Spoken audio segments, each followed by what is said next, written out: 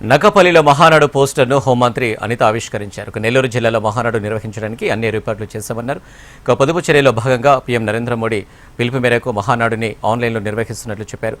CM Chandrababu, మంత్రి లోకేష్ కాన్వేలు 50% వాహనాలను తగ్గించారన్నారు. 27-28 తేదీలో మహానాడు జరగనున్నట్లు హోంమంత్రి అనిత తెలిపారు.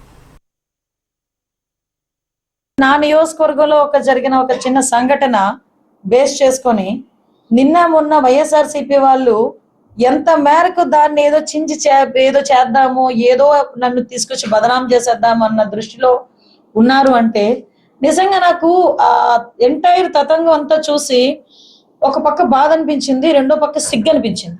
అక్కడ జరిగింది ఏంటి అంటే, as per police investigation, at the same time confuse of that lady, that girl, ఆ అమ్మాయి కూడా చెప్పిన విషయం బట్టి ఏంటంటే ఇలాగా సెల్ ఫోన్ ఇమ్మని చెప్పి నన్ను కొట్టారు.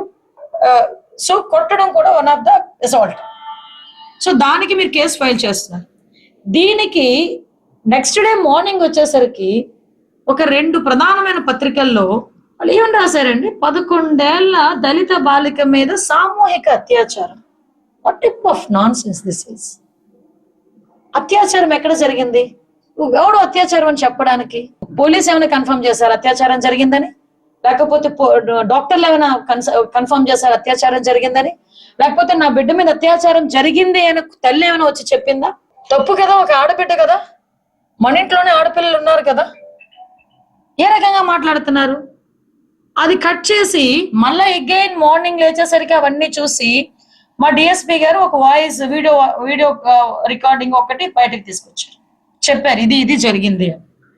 అదే పేపర్లో బాధ్యతాయుతమైన ఇంచుమించు 2 సార్లు ఎమ్మెల్యే చేసిన వ్యక్తులు, ఎమ్మెల్సీలుగా ఉన్న వ్యక్తులు, వాళ్ళు కూడా బయటకు వచ్చి ఏం మాట్లాడతారు? అప్పుడు అనిత ఎక్కడుంది?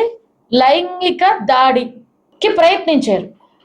మొదటి రోజేమో 11 ఏళ్ల దళిత బాలిక మీద